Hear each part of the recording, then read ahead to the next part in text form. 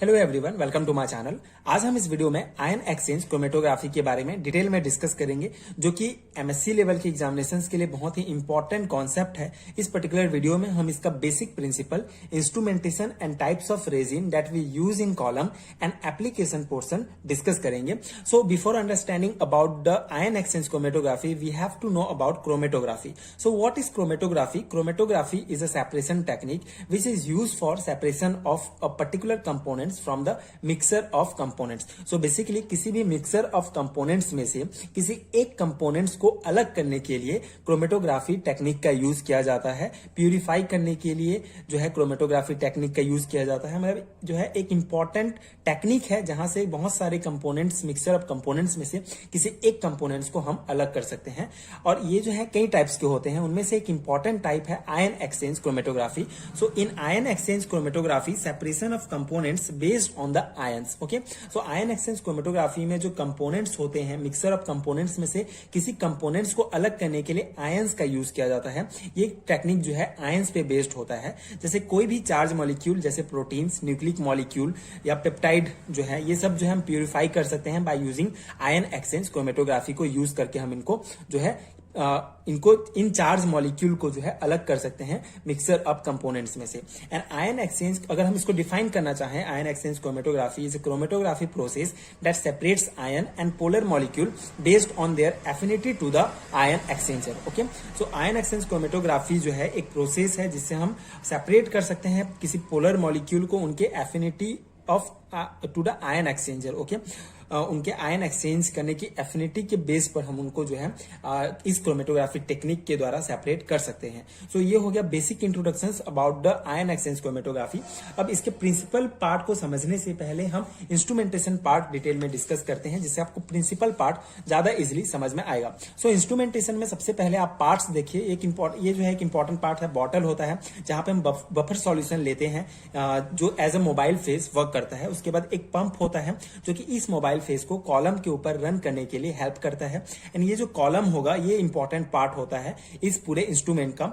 ये जो कॉलम होगा बेसिकली स्टेशनरी फेस होता है, सॉलिड एब्जॉर्बेंट मटेरियल इसके अंदर रहता है जिसमें हम रेजिन यूज करते हैं। एंड ये बेसिकली टू टाइप्स के होते हैं, cation exchanger resin and anion exchanger resin. And ये इस कॉलम में जो है जो रेजिन्स होते हैं, इनके बीड्स होते हैं। और अगर हम कैटायन एक्सचेंजर रेजिन यूज करेंगे तो यहाँ पे माइनस चार्ज जो है हमारे पूरे बीड्स में रहेंगे।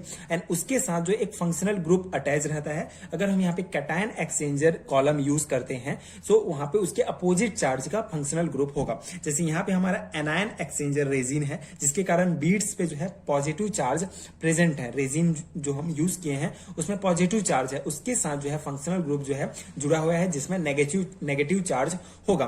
इसी प्रकार अगर हम यहाँ पे कैटायन एक्सचेंजर यूज करते, यहाँ पे माइनस चार्ज होता तो उसके साथ ऐसा फंक्शनल ग्रुप जुड़ा होता जिसमें पॉजिटिव चार्ज होता है। उसके बाद डिटेक्टर होता है एंड कंप्यूटर होता है। तो ये इंपॉर्टेंट पार्ट्स होते हैं इस इंस्ट्रूमेंट के। अब इसका जो सिंपल सा प्रिंसिपल जो वर्क करता है उसको हम देखते हैं। बेसिकली अगर यहाँ पे हम बफर सॉल्यूशन लेते हैं, मोबाइल फेस की तरह वर्क करता है। इस बफर सॉल्यूशन में हम हमारा कोई भी हमारा जो मिक्सर होगा, मिक्सर ऑफ कंपोनेंट्स होगा, उसको सैंपल को हम इसके साथ ऐड करते हैं। उसके बाद उसको पंप के द्वारा स्टेशनरी फेस के ऊपर रन कराया जाता है, जिससे जो हमारा जो बफर सॉल्यूशन के साथ जो हमारा जो सैंपल होता है वो रन करता है इस स्टेशनरी फेस में। जिसके कारण यहाँ पे जो अगर हम यहाँ पे हमने एनायन एक्सचेंजर यूज किया है, अगर हम यहाँ पे प्रोटीन जैसे एग्जांपल लेते हैं कि प्रोटीन हमने सैंपल लिया है और मोबाइल फेस या बफर सॉल्यूशंस के साथ उसको हमने जोड़ के उसके मिक्स करके जो है हमने स्टेशनरी फेस में जोड़ा। सो प्रोटीन में पॉजिटिव चार्ज होता है तो यहाँ पे हम एनायन एक्सचेंजर रेजिन यूज करेंगे, मतलब यहाँ पे नेगेटिव चार्ज होगा। और उसके साथ एक ऐसा फंक्शनल ग्रुप जो होगा जिसमें जो है पॉजिटिव चार्ज होगा। उसके बाद जो हमारा सैंपल होगा प्रोटीन, सैंपल्स में से हमको प्रोटीन अलग करना है तो प्रोटीन में भी पॉजिटिव चार्ज होता है। तो वही पॉजिटिव चार्ज इस फंक्शनल ग्रुप के पॉजिटिव चार्ज, मान लो यहाँ पे पॉजिटिव चार्ज है तो फंक्शनल ग्रुप के पॉजिटिव चार्ज को अलग करके खुद जो है इस रेजिन के साथ बाइंड हो जाएगा। इसी प्रकार जो है हमारा सारे प्रोटीन जो है इन रेजिन्स के साथ जो है बाइंड हो जाएंगे। उसके बाद डिटेक्टर में हमको डिटेक्ट करना होगा, इसको इल्यूट करके, एंड कंप्यूटर में हमको इस प्रकार के ग्राफ मिलेंगे। सो इस प्रकार से इस बेसिक प्रिंसिपल पर वर्क करता है। बेसिकली किसी भी मिक्सर ऑफ सॉल्यूशंस, किसी भी कंपोनेंट्स जिसको हमको अलग करना होता है उसको बफर सॉल्यूशन में मिक्स करके हमको स्टेशनरी फेज में भेजना होता है। स्टेशनरी फेज में रेजिन के साथ जो है हमारा जो सैंपल होगा, जैसे प्रोटीन अगर हमको अलग करना है या कोई और भी न्यूक्लिक एसिड, पेप्टाइड से सभी फंक्शनल ग्रुप को अलग करके खुद रेजिन के साथ जुड़ जाएंगे एंड हमको जो है हमारा प्रोटीन जैसे अलग करना है सैंपल से, तो वो हमको अलग से हमको मिल जाएगा। इस प्रकार से हम सेपरेट कर सकते हैं by using this instrument, okay, ion exchange chromatography का। अब यहाँ पे प्रोसेस क्या होता है, सबसे पहले जो इंस्ट्रूमेंटेशन प्रोसेस होगा इक्विलिब्रिएशन होता है। मतलब जब हमने इस रेजिन को फिट कर लिया, जैसे अगर हम प्रोटीन का करने वाले हैं तो हमने एनायन एक्सचेंजर रेजिन यहाँ पे हमने फिट कर लिया। उसके बाद इसको इक्विलिब्रिएट किया जाता है, मतलब यहाँ पे पहले बफर सॉल्यूशन को रन कराया जाता है। मतलब एक बार जो है उसको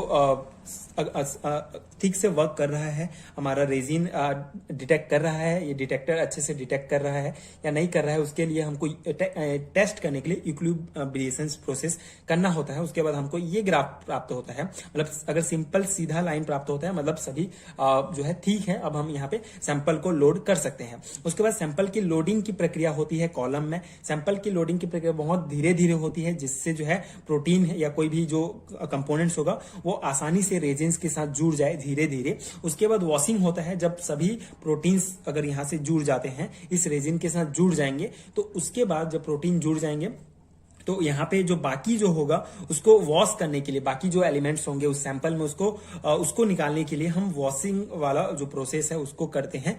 उसके बाद हम जो हमारा प्रोटीन जो रेजिन के साथ जुड़ा है उसको इल्यूट किया जाता है। इल्यूशन वाला प्रोसेस होता है जिससे हमको प्रोटीन जो है उस मिक्सर से अलग कर लिया जाता है। तो इस प्रकार से हम इंस्ट्रूमेंट या आयन एक्सचेंज क्रोमेटोग्राफी टेक्निक का यूज करते हैं किसी भी कंपोनेंट्स को अलग करने के लिए।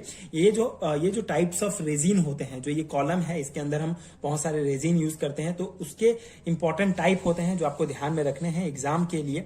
तो ये ion exchange resin are divided into 4 category, okay, 4 category में मेनली इसको डिवाइड किया गया है। पहला है strong acidic cation exchange resin, जहां पे जो हमारा जो फंक्शनल ग्रुप होता है, इस रेजिन को अगर हम यूज करते हैं तो इसमें जो है सल्फोनिक एसिड जो है फंक्शनल ग्रुप की तरह वर्क करता है। एंड इसके अलावा C2SO3 sulpho group, CH2SO3 minus, ये ग्रुप्स जो होते हैं as a functional group work करते हैं। एंड अगर हम weak acidic cation exchange resin use करते हैं तो ये फंक्शनल ग्रुप के रूप में कार्बोक्सिलिक एसिड जो है फंक्शनल ग्रुप होता है, जैसे COO minus, CH2COO minus. And strong base anion exchanger अगर हम यूज करते हैं तो फंक्शनल ग्रुप जो है क्वाटरनरी एमाइन होता है, जैसे कि ये जो है हमारा CH2NCH3 प्लस, CH2NCH2CH3 प्लस, ये हम रेजिन्स यूज कर सकते हैं। And weak base anion exchanger use करते हैं तो उसमें फंक्शनल ग्रुप एमाइन होगा। एग्जांपल है NH3 CH2 CH2NS CH2 CH3 plus. तो ये जो होगा ये हमारे रेजिन्स होते हैं, इनके साथ ये फंक्शनल ग्रुप जुड़ा होता है। तो ये पॉइंट्स आप ध्यान रखिए, ये आपके जो है ऑब्जेक्टिव टाइप्स क्वेश्चंस में भी पूछा जाता है, तो very important for semester examinations. अब हम इसका जो है प्रिंसिपल वाला जो पार्ट है इसको हम थोड़ा सा किस प्रकार से आप सेमेस्टर एग्जामिनेशंस में इसको अटेंड कर सकते हैं, उसके लिए हम इसका थ्योरी पोर्शन थोड़ा डिटेल से देख लेते हैं। आई होप कि आपको बेसिक जो प्रिंसिपल है इंस्ट्रूमेंटेशन पार्ट से समझ में आया होगा। And the charge molecule in the sample are separated by the electrostatic force of attraction when pass through the ionic resin at particular pH and temperature. So the separation occurs by reversible exchange of ions between the ions present in the solution and those presented in the ion exchange resin used. Okay, so basically separate होता है जो हमारा ions जो होगा उस sample में जो ions होगा उसके ions जो है रेजिन के साथ जुड़ के जो है ये हम सेपरेट करने का जो मेन होता है, इसका मेन प्रिंसिपल है। And in ion exchange chromatography anions are attached toward the cation and mobile phase can run off and fast, so the anion or analyte have a tendency to attach this cation portion to they elute last and the mobile phase will really faster. तो basically यहाँ पे हमने simple सा इसका principal है यहाँ पे जो रेजिन होता है ये मेन वर्क करता है।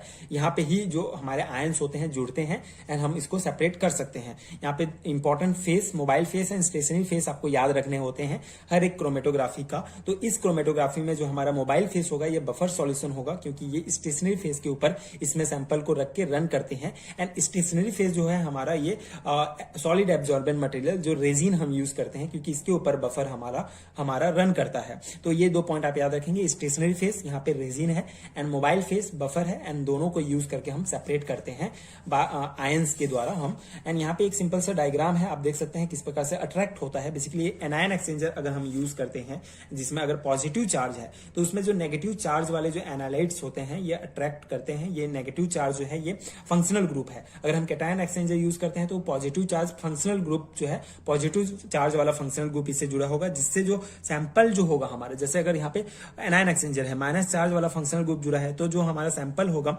उसके माइनस चार्ज सैंपल जो है आके इससे अट्रैक्ट करेंगे एंड इसको रिप्लेस करके यहाँ पे जुड़ेंगे। Okay, so this is the basic principle of this ion exchange chromatography. I hope you understood. Now the application part of this ion exchange chromatography is very important. So what is the application of ion exchange chromatography? अगर simply वे से 2 या 3 marks में पूछा जाता है तो आप इसको लिख सकते हैं। अगर इंडिविजुअल पूछा जाता है 5 मार्क्स में तो उसके लिए हम अगले वीडियो में डिटेल में डिस्कस करेंगे। यहाँ पे आप इसको अटेंड कर सकते हैं अगर सिंपली पूछा जाता है। So basically it can used for almost any kind of charge molecule including large proteins, small nucleotides, nucleic acid and amino acid. So basically इस आयन एक्सचेंज क्रोमेटोग्राफी को किसी भी प्रकार के चार्ज मॉलिक्यूल को अलग करने के लिए, हम सेपरेट करने के लिए इस टेक्निक का यूज करते हैं। जैसे कि जो प्रोटीन्स है, स्मॉल न्यूक्लियोटाइड्स है, न्यूक्लिक एसिड, अमीनो एसिड, ये सब का। And it is often used in protein purification, water analysis के लिए भी यूज किया जाता है।